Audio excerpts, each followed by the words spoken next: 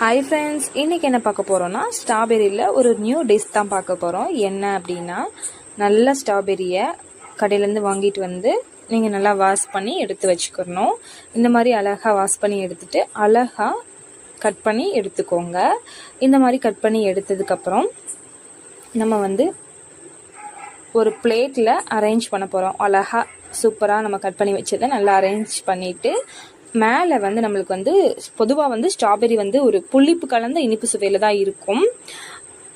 எனக்கு வந்து பர்சனலாக வந்து அதை அப்படியே சாப்பிட்றதுக்கு பிடிக்கல. அதனால் வந்து நான் லைட்டாக மேலே வந்து ஹனி கொஞ்சம் நல்லாவே தாராளமாக ஊற்றிட்டு அதை வந்து நம்ம கொஞ்ச நேரம் ஒரு ஹனி ஊற்றிட்டு ஒரு 2 minutes வெயிட்டிங்கில் விட்டுட்டு நம்ம சாப்பிட்டா அவ்வளோ டேஸ்ட் இருக்கும். அந்த ஹனி வந்து அந்த ஹனியோட எசன்ஸ் வந்து அந்த ஸ்ட்ராபெரியில் இறங்கி சாப்பிட்றதுக்கு அவ்வளோ அட்டகாசம். ஒரு புளிப்பு கலந்த ஒரு இனிப்பு சுவையில் செம்ம டேஸ்ட்டாக இருக்கும்.